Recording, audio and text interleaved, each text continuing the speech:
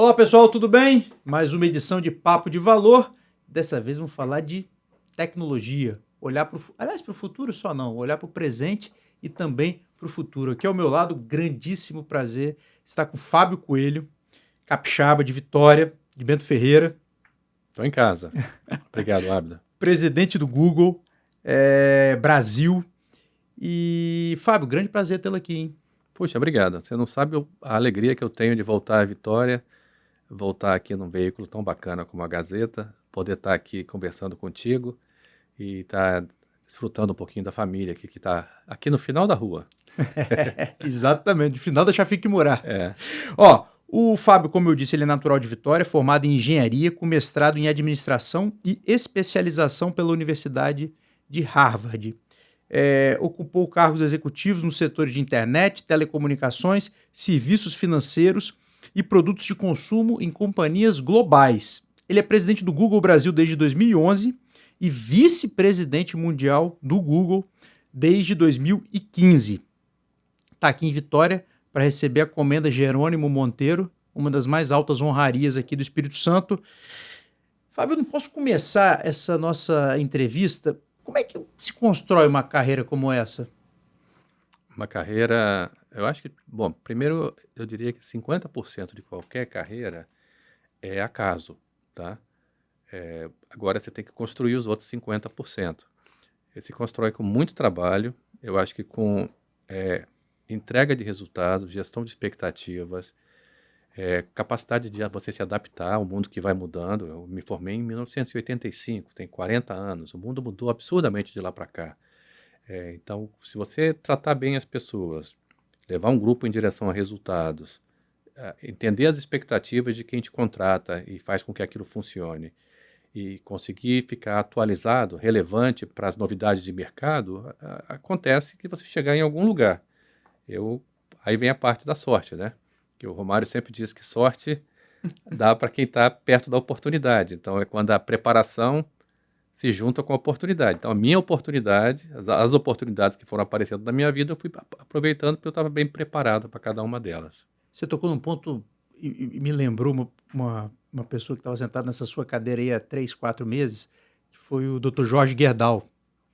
E ele falou muito essa questão da relevância. Você tem que se manter relevante. É. Que eu perguntei para ele, Dr. Jorge, o senhor está com 87, 88 anos, como é que o senhor se mantém? Esteve aqui para participar do lançamento do planejamento estratégico aqui do Espírito Santo, enfim, ele está aí no Movimento Brasil Competitivo. Como é que o senhor se mantém nessa atividade toda? Aí ele falou justamente da palavra relevância, se manter relevante. Eu acordo todo dia e penso, como é que eu me mantenho relevante? E é um dos seus segredos, né? Olha, eu acho que é um segredo que ele, para quem quer estar jogando, né, quer estar no mundo de hoje, as coisas estão mudando muito rápido. Você se manter atualizado, conviver com gente jovem, não estar fechado a ideias novas, ter suas crenças, os seus princípios, mas ao mesmo tempo entender que o mundo vai mudando. Eu nunca penso, puxa vida, bom mesmo era na minha época, quando eu era mais novo, bom mesmo era aquilo. Cada época tem a sua magia, tem a sua beleza. E, naturalmente, como a tecnologia, trabalhando no Google, eu convivo com muita gente jovem, com muita coisa nova. Entender o que daquilo pode ser usado para o bem da sociedade e como as pessoas e empresas podem se manter relevantes, eu acho que é um segredo de você se manter não apenas relevante, mas se manter jovem também. A juventude, um pouquinho dela está na nossa cabeça, né? Sem dúvida, sem dúvida. Ô Fábio, você já está fora aqui do Espírito Santo há algum tempo. E eu sempre tenho a curiosidade, desde quando? Desde 1980, 45 fora do anos. Espírito Santo. Eu estou fora, mas a minha família mora Claro. aqui, então eu venho aqui o tempo todo. Mas assim, morando fora, né? 45 anos, sim. E o Espírito Santo teve um momento muito ruim ali nos anos 90. Aí de 2003 para cá deu uma boa recuperada e hoje a gente vive um momento bom.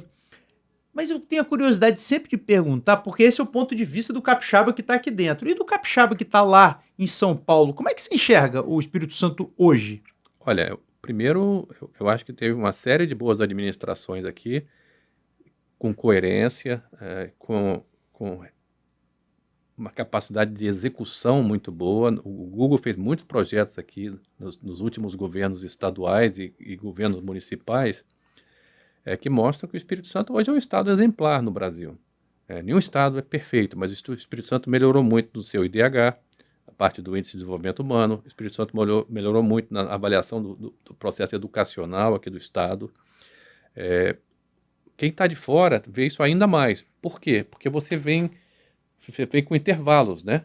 Então, à medida que você vem com intervalos para cá, você observa um Espírito Santo que deixou de ser um estado que ele tinha uma capacidade de ser um estado quase com um produto interno por pessoa da região Nordeste e passou a ser um estado que está depende da medida. Uhum. O Espírito Santo é líder no Brasil. Vitória é uma cidade inteligente, com boa capacidade de fazer negócios, a capacidade portuária daqui, a cultura de trabalho do Qualidade de capixaba, vida. qualidade de vida das nossas cidades é muito boa. Então, eu acho que é um estado muito bem arrumado no Brasil e ele é motivo de orgulho. Quando eu trago pessoas que não são de Vitória para cá, os meus sogros que não são brasileiros, eles vieram aqui a Vitória algumas vezes, com um intervalo ainda maior do que o meu, e falam assim, nossa, isso aqui é um espetáculo de cidade. Você poder ter uma orla como essa orla de Vitória, poder andar pela orla, poder ter a qualidade e o estilo de vida que se tem aqui, é um negócio para muito pouca cidade Um no ativo Brasil. poderoso, né? Nossa, poderosíssimo. Falando na linguagem do negócio. A Vitória é muito bom, o Espírito Santo é tudo de bom. Então é uma fotografia. Então é um filme, vamos colocar assim, um filme positivo. O filme é ótimo. Interessante, é bom ouvir isso, porque quem está aqui dentro, você está vendo o dia a dia, você vê coisas boas, coisas ruins, mas é legal quando a pessoa que está de fora, ela vê o que você chamou, né? Os saltos, né? São saltos, você vai vendo o Espírito Santo melhorar cada vez. Cada vez que eu venho aqui, se passa mais de 3 meses, você descobre uma coisa nova. E você vê que é um estado que foi construindo um modelo de sofisticação. Você vai ver os restaurantes aqui são legais, você vê que o aeroporto é um espetáculo. Hoje, chegando aqui hoje cedo, eu olhava, Ábido, o aeroporto de Vitória é uma localização estratégica espetacular. Você vai a outras cidades brasileiras grandes, os aeroportos são longe, o aeroporto de Vitória é bem localizado, a cidade está muito bem montada. São pequenas coisinhas que acabam que, às vezes, a gente que está aqui nem dá essa Nem relevância dá esse toda. valor, né? Sabe, tem uma outra coisa importante, que eu acho que vale para tudo na vida. Quando você está muito perto, às vezes você tem observações que não são as melhores. E aí você vai para um outro lugar e aí lá você fala assim, não, aqui é tudo ótimo. Porque no outro lugar você não tem os detalhes. É lógico. Aqui tem violência, tem alguns assaltos, tem alguns crimes. A gente sabe que isso existe aqui também, mas existe também em São Paulo, existe no Rio, existe em Nova York, existe em vários lugares. Só que lá, às vezes, a gente não ouve tanto, porque você não está no dia a dia da cidade. Você vai pouco. Você vai pouco, você está ouvindo pouco, né? Você não conhece muita gente. Mas ao longo do tempo, eu diria o seguinte, a história de Vitória é uma história de sucesso, a história do Estado é uma história muito boa. Legal, Fábio. Vamos entrar um pouquinho na questão, na sua área, né? Sim. A gente vê, a gente está passando por um mundo, né? A sociedade toda estava passando por uma revolução digital. E aí, a gente vê China e Estados Unidos puxando isso daí. Claro, com alguns países também acompanhando bem esse processo.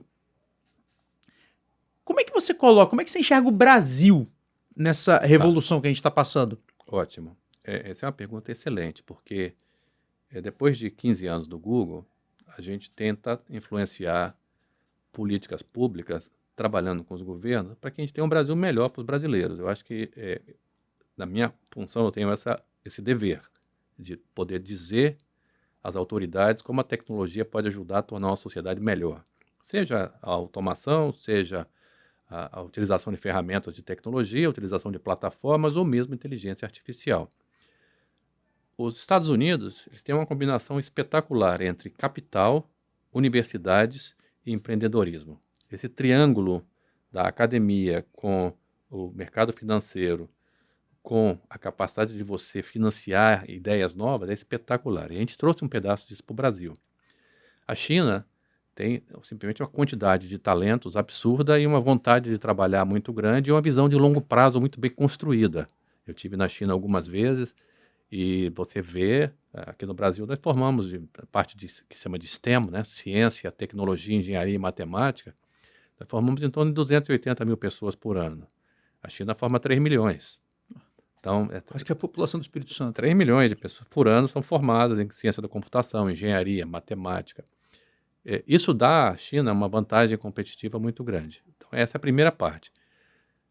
O Brasil é excelente consumidor de tecnologia. Consumidor. Os brasileiros, eles são super ágeis, eles adotam tecnologias rápidas. As do Google e as outras que aparecem. Por quê? Porque a gente quer ser mais eficiente, a gente quer fazer as coisas de uma maneira mais rápida, a gente quer ser mais produtivo. Então, chegou aqui, as plataformas do Google, o Brasil é o terceiro mercado do mundo para alguma delas, segundo para outras, quarto para outras. YouTube é um sucesso, Google Maps, o Waze, o buscador do Google e por aí vai. Então, o brasileiro ele é muito bom consumidor de tecnologia, ele resolve seus problemas, aparecem as startups. A gente tem, Abdo, lá em São Paulo, um campus do Google, onde você coloca as startups. Sim, parece o que vocês têm aqui dentro da Gazeta, que vocês têm empresas que trabalham aqui dentro, uma frente de inovação. Em 9 anos, nós aceleramos 470 empresas. Foram aceleradas dentro do Google Campus em São Paulo. 470 empresas brasileiras. Então, o brasileiro era muito bom para fazer as coisas. O que a gente está buscando agora é que o Brasil possa ter mais engenheiros e mais um laboratório de desenvolvimento de tecnologia, especialmente de inteligência artificial. Isso ainda falta, tá? Porque a gente tem menos gente e, às vezes, as pessoas que estão aqui, como elas não têm um hub de concentração, elas vão para o exterior, vai para a Inglaterra, vai para os Estados Unidos, vai para a China, vai para outro país. Então, o Brasil tem duas coisas que ele tem de bom, que é a população, a capacidade de empreender e de aprender e usar as plataformas do brasileiro. E o Brasil tem uma outra coisa fundamental, tem alguns setores que são únicos nossos. O setor agro aqui é uma potência, o setor agro brasileiro. A parte de energia brasileira é muito boa. Eu vou, inclusive, entrar nesse tema. Espetáculo. Então, a gente tem que valorizar as coisas que nós temos e criar soluções locais para valorizar isso aí, para isso aí estar mais automatizado ainda. Já está mecanizado, já está automatizado, mas dá para fazer mais coisa. Você falou de mão de obra. Sim. Né? Precisamos formar mais gente. E capital? Tem capital disponível para fazer a coisa andar? Sempre teve, tem menos agora, porque com uma taxa de juros de 15%, você tem uma aversão a risco maior, né? Você não vai botar dinheiro no negócio se você pode deixar o dinheiro parado dormindo no banco. Essa é a mentalidade de muita gente. Então, os business cases, os casos de negócio para você formatar uma ideia, para você levar para ter alguém investindo, eles têm que ser muito sólidos, senão você não vai botar o dinheiro. As startups, inclusive, estão sofrendo com isso. As startups estão sofrendo com isso. Mas não é só no Brasil. No Brasil mais, por causa dos 15%, mas no mundo inteiro. No mundo inteiro, você vê que uma taxa de juros que subiu, ficou mais difícil. Aquele boom de startups ainda existe, mas ele é menor. Entendi. Então, o Brasil, pelo que eu entendi na sua análise, a gente tem forças importantes, como um mercado consumidor muito grande, uma população que se adapta bem às novas tecnologias, mas temos um problema sério de mão de obra e de capital. É isso? O diagnóstico, eu diria em resumo, mais de mão de obra. E tem um segundo, antes de falar de capital, que o capital ele fica mais consciente nessas horas. Então, tem capital, mas ele é mais consciente, é mais difícil. Não é um capital que vai estar investido em qualquer coisa. Mas eu acho que tem uma segunda coisa importante no Brasil que faz com que tenha pouco capital vindo de fora, que é a questão da falta de definições regulatórias. Você investe mais onde você tem menos incerteza sobre as regras do jogo. E é um negócio natural que os mercados estão indo. Você tem, nos Estados Unidos, existe uma discussão hoje em dia, que é o seguinte: os Estados Unidos deve ser uma economia, eles falam, uma nação regulada ou uma nação inovadora? Eles falam, somos nós um regulation nation ou um innovation nation? Se você olhar tudo que está sendo feito pela atual administração americana, eles querem ser uma empresa que é de inovação, uma sociedade de inovação, não uma sociedade onde se regula demais, cria regras tão duras que as pessoas não conseguem desenvolver ideias e propostas, porque tem muita preocupação em relação a determinadas coisas que são saudáveis. Você tem que ter preocupação. Tem que ter um arcabouço regulatório em relação ao uso de inteligência artificial, a privacidade de dados, a controle de conteúdos que são distribuídos para crianças. Tudo isso aí é saudável. Mas é saudável desde que ele não seja tão duro que ele afugente o capital, afugente o investidor. Eu ia entrar isso mais para frente, mas já que você tocou no ponto, eu acho que é importante. Muito se fala da regulação das redes sociais, né? Você tocou Big Techs e de tudo isso que a gente está vivendo. Aí você falou de um ponto que é saudável e um ponto que não é saudável. Qual é claro, na sua visão, o ponto que é saudável e o ponto que deixa de ser saudável? E a partir de quando deixa de ser saudável? Você tem uma ultra-regulação que trava tudo. Primeiro, eu acho que uma regulação hoje em dia, qualquer que seja ela, primeiro, ela tem que partir de uma consulta à sociedade, tá? Segundo, assim foi o Marco Civil, que foi em 2013, o Marco Civil da Internet, que foi um modelo espetacular feito no Brasil. Agora estamos discutindo no Supremo a reforma do Marco Civil em alguns capítulos que talvez eles tenham envelhecido. Não que eles ficaram inconstitucionais, mas que eles podem ser ajustados. Até porque está mudando muito Até rápido. porque muda muito rápido, então tem que ser ajustado. Então a primeira parte é você ter a sociedade envolvida. A segunda parte, que eu acho importante, Ábido, é ter as empresas envolvidas. Você sabe por quê? Porque às vezes a pessoa pensa, não, isso aqui eu vou fazer uma regulação e essa regulação vai controlar tudo. Às vezes você vai criar um fenômeno que ele é ruim, não apenas para a empresa, mas para um grupo de pessoas. Por exemplo, o YouTube. YouTube é uma plataforma um repositório de dados, não é uma rede social. Tem mais de 150 mil brasileiros que são sustentados pelo YouTube como produtores de conteúdo, que eles postam lá e se remuneram com isso. Quando fazem uma regulação que pode impactar o YouTube, ela pode impactar o YouTube, mas ela, antes de mais nada, ela vai impactar 150 mil criadores de conteúdo. É grande. Então, consultar as plataformas para entender as consequências de cada definição. Os políticos, que são as pessoas que têm que trabalhar escrevendo essas regras, normalmente são escritas na Câmara ou no Senado, eles não têm a obrigação de saber isso no nível de detalhe que nós sabemos. E a única coisa que eu peço é escutem e tomem as decisões. Mostrem a gente aqui para o diálogo, para tentar. Ninguém quer criar regulação que não sirva para fazer nenhum tipo de controle sobre qualidade de conteúdo para criança, uso de inteligência artificial. Só que a inteligência artificial, pegando esse exemplo específico, nós estamos diante de duas realidades. Uma chinesa, onde os caras primeiro fazem e depois eles observam como eles vão regular, e uma americana que começou muito assim, vamos controlar, que é mais o modelo europeu, tem tudo, muita coisa não pode, e de uma hora a outra ele fala assim, peraí, mas se a gente continuar nesse modelo, a gente vai ficar muito atrás Como a Europa ficou, dos chineses, como a Europa ficou. Aí você fica atrás da capacidade de inovar, fica atrás da capacidade de empreender. Então, eu sempre trabalhando junto às autoridades, que são pessoas competentes para fazer esse trabalho, eu falo o seguinte, cuidado só para o Brasil não ficar atrás. É um equilíbrio bastante... É um equilíbrio bastante delicado, tênue, né? E esse equilíbrio ele se atualiza com o tempo. Porque e é importante também, acho que a questão da boa-fé, porque você tem empresas e empresas, né? Claro. E porque o que a gente vê também e causa preocupação, né? Crimes acontecendo e até você pega hoje a inteligência artificial, ela cria imagens numa... E você fica... Você fala, isso é verdade, não é? Porque acaba que você entra num mundo também que...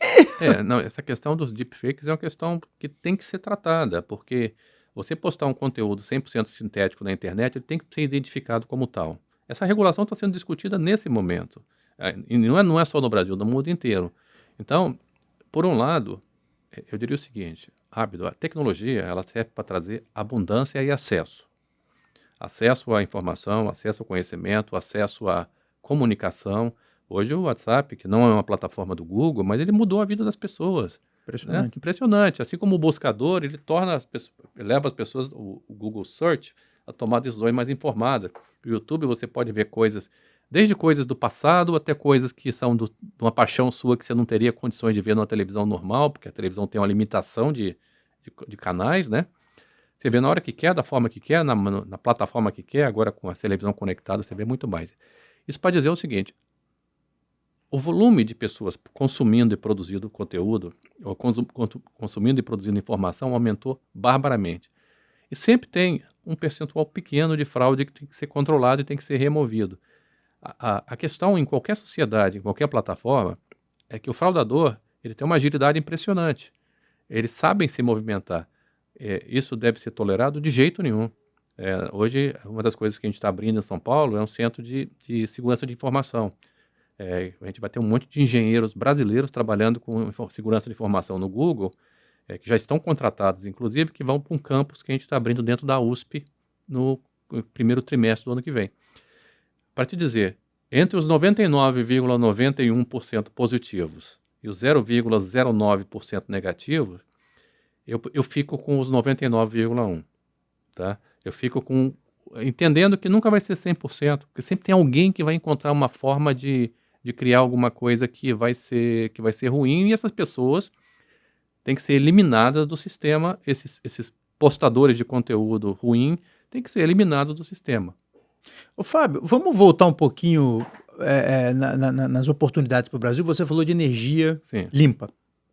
E quando a gente fala de nuvem, computação em nuvem, inteligência artificial, processamento, pelo menos até agora, requer muita energia. Sim. E o Brasil sendo um dos países com matriz energética mais limpa, o caminho nosso para desenvolver pode ser por aí, você acha? É por aí, sim. O que acontece é, de novo, para você ter uma infraestrutura de comunicação, ela é mais do que data centers, tá? Então, por exemplo, é um dado conhecido, mas não é conhecido por muita gente, é dado público.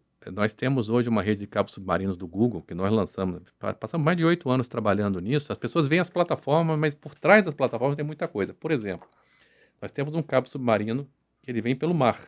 Ele é um cabo de Kevlar, mais ou menos, ele deve ter uns 40 centímetros, 35 centímetros de espessura, de largura, né? Ele sai lá de Fort Lauderdale, na Flórida, desce até Fortaleza, entra aqui na Praia Grande de São Paulo, entra no Rio da Prata, sobe, vai até o Chile, desce no Pacífico e conecta com Seattle. É um anel de cabos submarinos. Isso permite que você tenha data centers em qualquer lugar do mundo. Tá? Esse cabo, inclusive, sai daqui de São Paulo e vai para Luanda, em Angola. Então, a informação hoje está disponível, ela não está num lugar só. Você tem que ter todo o cuidado com a proteção, com a questão da gestão de privacidade e proteção de dados. A gente trabalha com a Agência Nacional de Proteção de Dados para isso. Então, uma empresa... agora, quando você começa a ter inteligência artificial, você começa a ter a necessidade de processar muito mais informação. E esse processamento de informação maior, ele leva à seguinte questão. Onde é que você faz a colocação dos seus data centers ao redor do mundo, dependendo das tuas cargas? Não é uma coisa que você fala assim, o Brasil precisa de um. A gente pensa assim, olha, se você tem uma capacidade de uso de dados, o Brasil é um país que consome bastante dados, portanto, em algum momento nós teremos mais data centers no Brasil. Uhum. Hoje a gente tem várias regiões que são alugadas, mas não são os data centers do Google. Isso está sendo avaliado, a gente está olhando isso aí com carinho, mas para qualquer empresa que queira participar desse processo no Brasil, é natural você pensar que você vai ter que ter capacidade local, e hoje já há uma revolução acontecendo, Ábido. Se você pegar ali na Castelo Branco, em São Paulo, tem um monte de data centers sendo construídos. E isso que o Brasil está fazendo é a coisa certa. Tem empresas muito boas nacionais trabalhando nisso, e que não é só no Brasil. Normalmente um data center você produz onde você tem energia barata, onde você tem capacidade de trazer peças de outros países de uma maneira muito rápida, isso é um desafio para o Brasil, onde você tem água por perto, e onde você tem, normalmente, onde você tem um ambiente regulatório legal. Então, por isso que a gente conversa muito lá em São Paulo com o governador Tarcísio, e conversa muito com os ministros do presidente Lula, porque é o seguinte, a regulação tem que vir, porque para você botar dinheiro, você precisa de ter regulação, só que ela tem que ser 4 aceleradores e um freio, e não 4 freios e um acelerador. Essa é a maneira como a Senão gente... você fica travado. De uma maneira muito simples, a gente coloca dessa forma. Tem que ter 4 aceleradores e um freio, mas tem que ter uma regulação. Fábio, e como é que o Espírito Santo, olhando um pouquinho aqui para o nosso quintal, claro que o camarada como você está pensando no Brasil, no mundo como um todo, mas olhando aqui para o Espírito Santo, como é que a gente se insere nesse... O Espírito Santo tem um fundo soberano que bota dinheiro em startups, o Espírito Santo tem um movimento de inovação acontecendo, mas como é que faz para esse negócio acelerar? A gente tem você mesmo colocou que o Espírito Santo tem um nível educacional, na média, melhor que o do Brasil. Como é que faz para acelerar esse processo aqui? Entendendo quais são as fortalezas, né, as forças intrínsecas do Estado. O que eu acho que o Espírito Santo tem? Primeiro, é um Estado pequeno. A gente sabe disso. É 2% do Brasil, né? Isso. Primeira coisa, tem talento. O Espírito Santo tem boas universidades e forma bons profissionais. Essa é a primeira coisa. Segundo, o Espírito Santo tem uma boa localização geográfica. Ele está perto do Rio e São Paulo.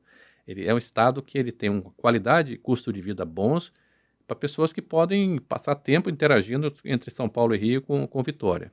Terceiro, tem uma capacidade de chegar e sair coisas muito grandes daqui, a situação portuária, os vários portos do nosso estado. Eu conheço o Espírito Santo em ação, conheço todo o movimento de empresários aqui do estado, todo o movimento na federação. É muito bacana ver o que o Espírito Santo tem. Agora, naturalmente, isso tudo funciona dentro da escala que o Espírito Santo tem, porque para você fazer desenvolvimentos tecnológicos muito grandes, você precisa de densidade. Então, várias vezes eu vim aqui falar assim, pô, coloca um campus aqui em Vitória. Eu falo, tá bom, eu não vou conseguir colocar um campus em Vitória, porque isso aí, Gente, naturalmente, você atrai as empresas para São Paulo. 970 empresas, teve empresa daqui, teve empresa de Alagoas, teve empresa do Brasil inteiro. Então, eu acho que é, é entender como fazer muito bem feito, que ao fazer muito bem feito, você consegue crescer. e o que que, assim, um campus não pode, mas o que que funcionaria por aqui, assim? Olha, Você imagina? eu penso muito mais no que a gente já fez. Vamos lá. Com o governador Paulo Artung, nós fizemos um trabalho de colocar todo o sistema de computação das escolas do segundo grau do Espírito Santo, das escolas públicas.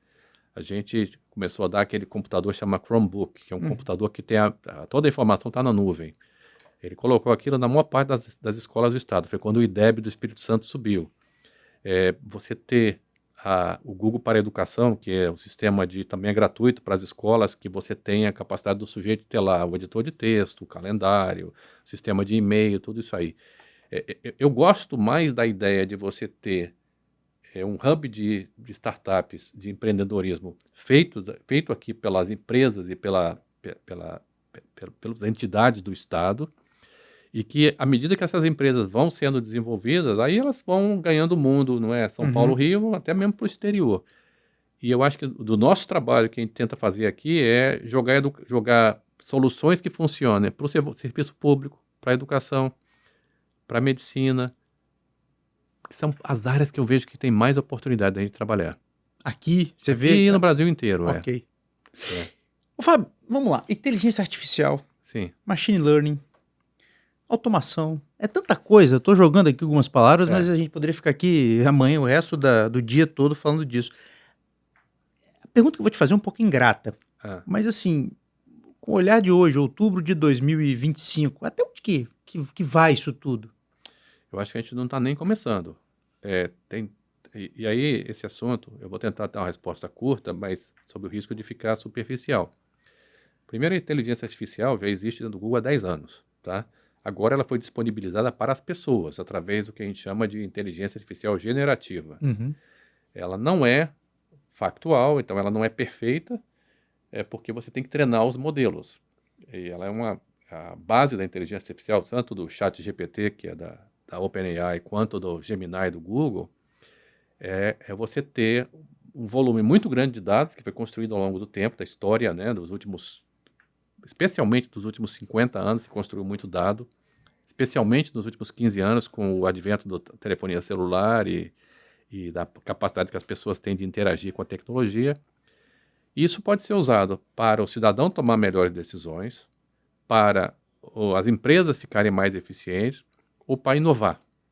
Então, para mim, eu vejo em 3 frentes a inteligência artificial. É você tomar melhores decisões, ficar mais informado, que é uma evolução do buscador muito grande. Por outro lado, você pode fazer com que isso funcione muito bem, Ábido, para as empresas também tomarem melhores decisões. Então, e quem tem adotando isso com uma rapidez muito grande são as pequenas e médias empresas. Então, pessoas estão adotando muito rápido, pequenas e médias empresas. Mas olha, o Google nos últimos 2 anos teve 2 profissionais da casa que ganharam o prêmio Nobel. Tá? Um dos prêmios Nobel foi o seguinte, eu vou te dar esse exemplo que ilustra onde a gente pode chegar. Para você entender a composição de uma proteína, era uma tese de doutorado que demorava 4 anos. Tá? Com a inteligência artificial e um sistema de computação quântica, há 1 ano atrás, o Google conseguiu, esses pesquisadores que ganharam o prêmio Nobel, o nome de um deles é Demis Hassabis e do outro é John Jumper, 2 pessoas, eles conseguiram mapear 2.000 proteínas em uma semana. Impressionante. Tá, você sai de uma proteína em 4 anos para 2.000 proteínas em uma semana. Sabe o que significa isso? Mas o que a proteína pode me ajudar? Ela te ajuda a viver mais, ela te ajuda a controlar a doença, ela te ajuda a ter materiais melhores, ela te ajuda a você ter alimentos melhores, vegetais que duram mais. Uma infinidade. É uma infinidade de coisas. Então, é igual aquela pedrinha no lago, né? Não, você vai abrindo exatamente, você vai abrindo a matriz de oportunidades que você tem para entender como o entendimento de uma proteína por que uma mesa dessa tem esse material com essa complexão e tem esse peso e tem essa resistência? Será que ela não poderia ter o triplo da resistência e ser muito mais fina? E você podendo fazer isso, você vai fazer residências melhores, você vai fazer materiais que duram mais. Então tem uma infinidade de coisas. Essa parte é uma parte muito sexy, mas eu gosto dessa parte. Mas eu diria o seguinte, eu estou mais orientado aqui no Brasil a buscar soluções para que empresas possam usar disso aí para desenvolver soluções para elas. Você falou que os micro e pequenos estão usando menos. Estão usando mais. Desculpa, usando mais. Exatamente. Como é que você... Porque a gente vê as grandes empresas debatendo isso, mas você tocou num ponto que me chamou a atenção. Como que eles estão usando mais e de que maneira que eles estão usando mais isso? Como é que isso está dando mais eficiência para o negócio deles? Tem várias formas. Várias formas. Primeiro, você toma decisões mais rápido. Você pega um profissional de marketing hoje em dia, vamos pegar um exemplo mais simples, um advogado, tá? Advogado, se você pega um contrato hoje em dia e bota ele dentro de uma plataforma do Google, um Gemini e tal, você fala assim, analisa esse contrato para mim e me diz onde é que estão as falhas dele. Ele vai te dar aquilo, ele vai analisar o contrato, vai comparar contra uma massa de contratos que estão aí disponíveis nos data centers, das memórias do data center, e vai falar, Fábio, você mexe nisso. Dá um ganho de eficiência gigante. Um ganho de eficiência absurdo. Você vai substituir o advogado? Não. Mas um advogado que antes fazia um contrato em 2 horas, ele vai olhar um contrato seu e vai fazer aquilo em 10 minutos. Eu falei do advogado. A mesma coisa acontece para o profissional de marketing. Hoje, as campanhas publicitárias, quase todas elas, estão sendo criadas já com inteligência artificial. Você tem filmes feitos com inteligência artificial. Sem contar outras diversas soluções para pessoas. A gente fez lá em São Paulo, Abdo, um treinamento para 5.000 mulheres empreendedoras. Nós fizemos uma análise de como é que era o dia de uma empreendedora. Pequeno negócio. Uhum. A mulher tem que lidar com... Primeiro ela tem que lidar com a família, depois ela tem que lidar com o faturamento, depois ela tem que lidar com a área de marketing, tem que lidar com reclamação de cliente, tem que lidar com carta de reclamação que está chegando. Como é que você estrutura isso tudo para que isso aí funcione para as pessoas? Então, a empreendedora, nós começamos a ver o seguinte, a empreendedora deve começar o dia pensando nisso, depois ela tem que investir algum tempo nessa parte aqui, tem que olhar para a manufatura, para como é que ela vai trazer novos produtos, como é que ela vai inventar novas linhas de negócio, como é que ela vai fazer uma campanha de comunicação. Isso tudo hoje em dia, antes você precisava demorava muito tempo, hoje é muito mais rápido, é muito mais eficiente. É impressionante. Você vai falando, você vai... Você já usou o Gemini alguma vez? Mas já usou o Gemini Live ao vivo? Não. Tá. Eu não sei se funciona aqui, mas se você pega um negócio desse aqui, é um aplicativo, chama Gemini. Você pega o Gemini aqui na internet, chega nele aqui e pede para ele te analisar o lugar. Olha que loucura isso aqui, cara. Eu vou pegar no meu celular, eu vou ligar o Gemini e vou ligar a câmera dele, tá? Então, ligou a câmera. Eu vou fazer uma pergunta para ele aqui. Gemini, dá uma olhada nesse lugar onde eu tô e me diz quem você está vendo aqui na frente e qual é o nome desse programa que eu estou aqui conversando com esse excelente profissional. Quem é isso aqui? O que você está vendo?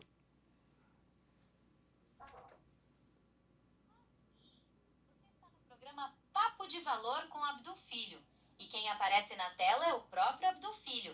Ele é conhecido por ser comentarista de economia, certo? Em que mais posso te ajudar? Me conta um pouquinho mais do Abdul para eu conhecer a vida dele. Estamos entrando numa área de risco aqui, tá, pessoal?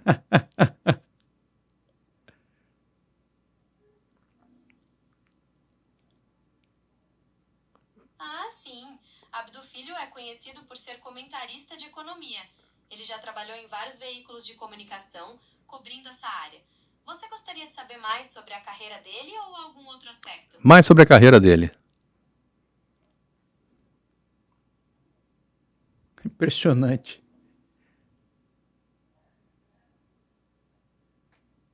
Aí, como você falou, ele me travou aqui o sisteminha. Mas então isso aqui é o seguinte. Começou a carreira na Rede Gazeta em 2005 como estagiário, depois foi repórter da CBN, isso mesmo. Tá aqui, ó. Então, isso aqui, você imagina o seguinte, é um telefone que tem um aplicativo que para cada um de nós, cidadãos, isso já está disponível. Isso aqui é um modelo que a gente chama de VLA.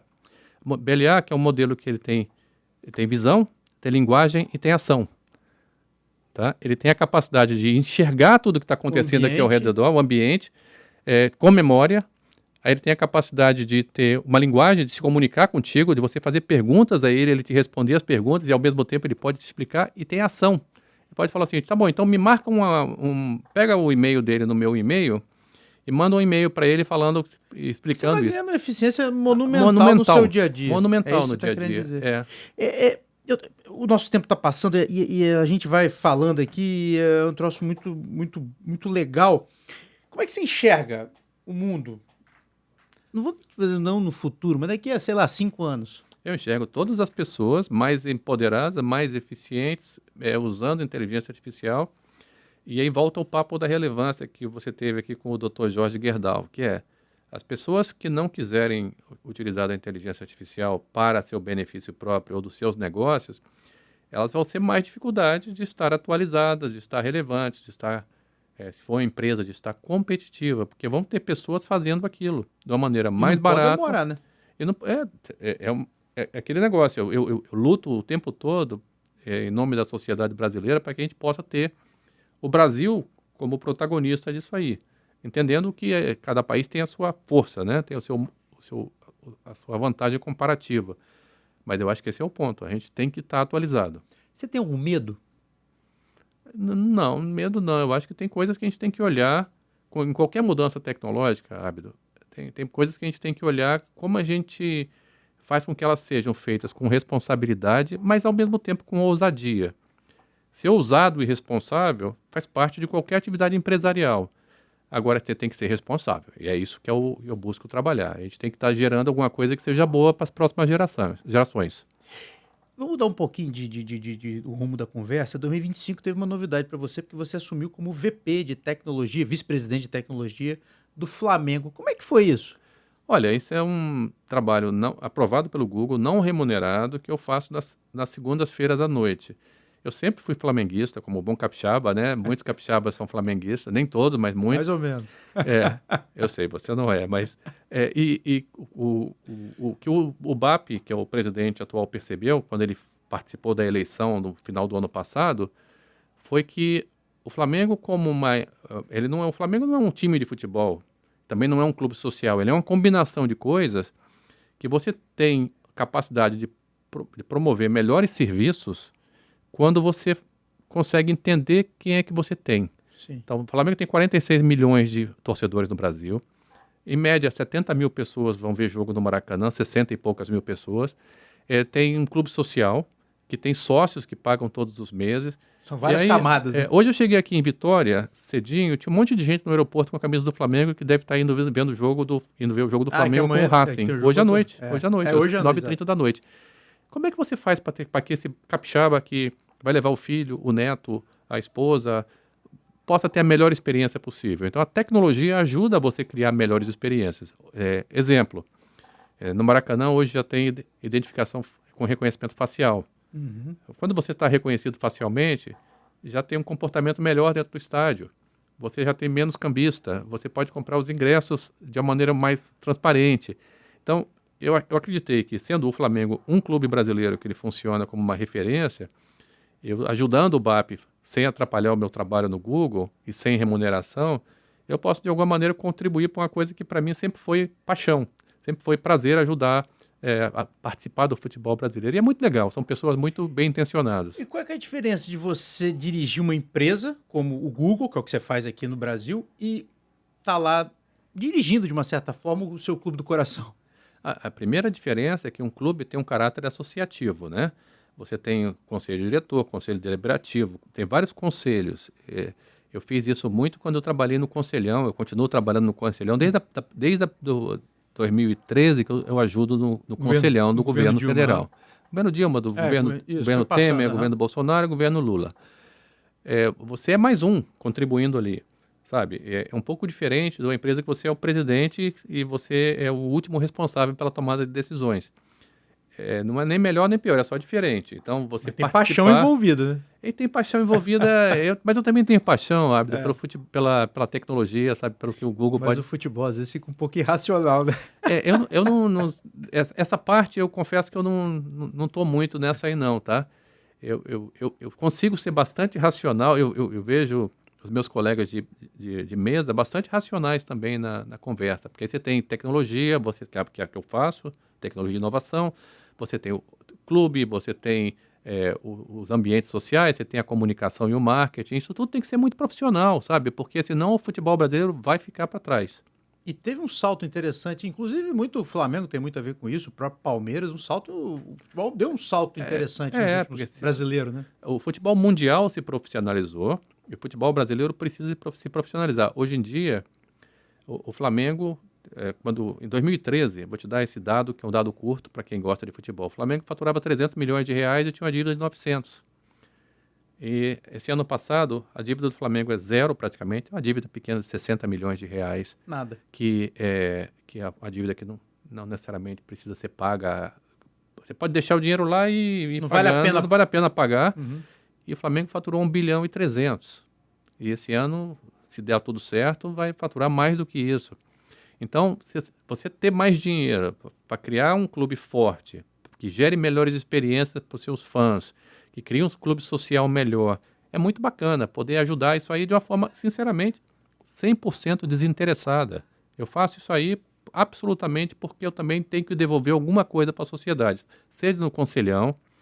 Eu fui conselheiro de escola em São Paulo, da escola americana, das minhas filhas estudavam durante 8 anos, sem receber um centavo, porque eu acho que também tem um pedaço que a gente ganhou muito da sociedade. No meu caso, eu estudei em escola pública da Federal do Rio de Janeiro.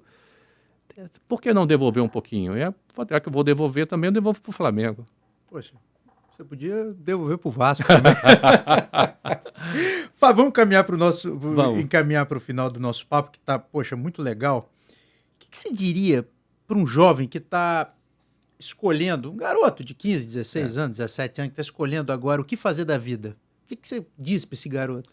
Eu diria o seguinte, que a primeira coisa, quando eu me formei, não tinha internet, não tinha computador, não tinha nada disso, não tinha telefone celular. Eu me formei aqui, nessa idade, nessa época, quando eu saí daqui, há 45 anos atrás.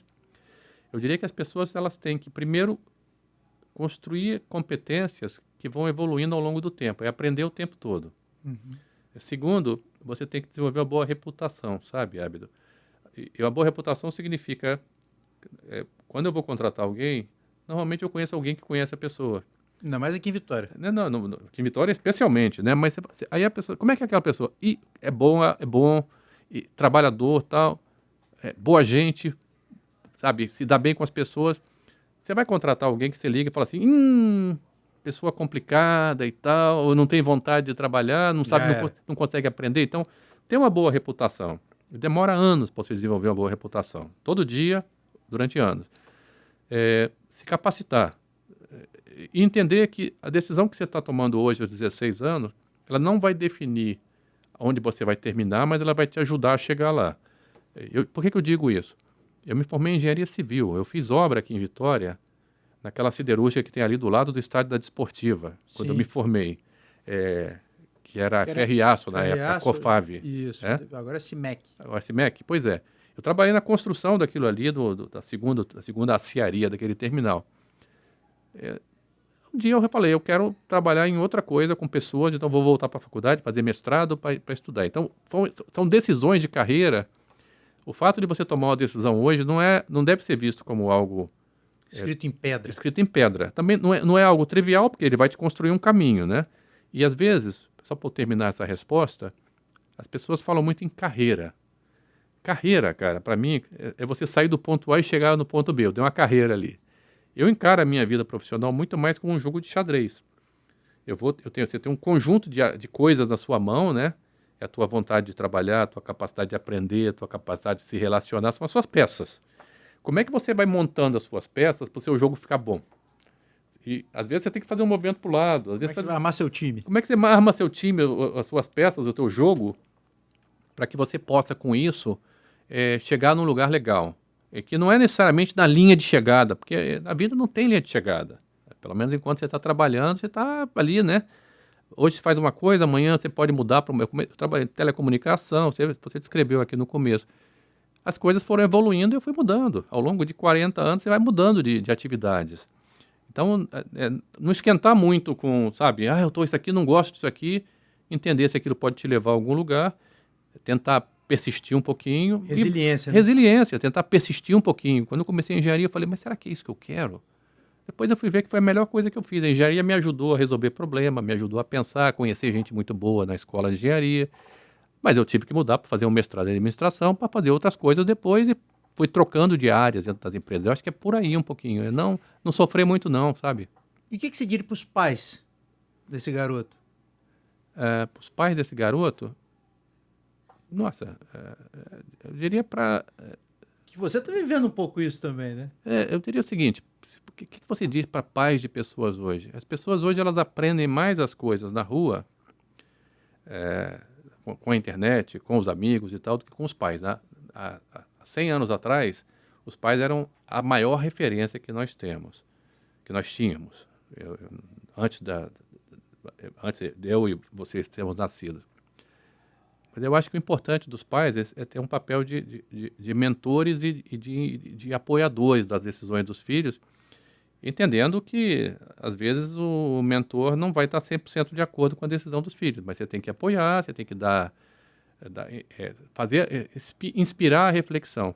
E uma coisa que, pelo menos na minha casa, eu acredito muito, é liderar por exemplo, é mostrar para minhas 3 filhas que o que funcionou para mim pode não funcionar para elas, tá? E está tudo bem, mas alguns valores fundamentais como integridade, coerência de conduta, trabalho duro, respeito ao próximo, essas coisas são universais, isso aí não muda, sabe?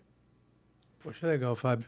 Fábio Coelho, presidente do Google no Brasil. Poxa, muito obrigado por participar aqui do Papo de Valor. Muito obrigado pela aula. Não foi nem entrevista. Foi um prazer, eu adoro voltar aqui a Vitória. Abdo, você é um craque, obrigado aí pela oportunidade de estar contigo nesse Papo de Valor. E a gente volta aqui algum dia, daqui a pouco a gente volta para cá, tá? Se Deus quiser. E a você, muito obrigado por mais esse Papo de Valor e até a próxima.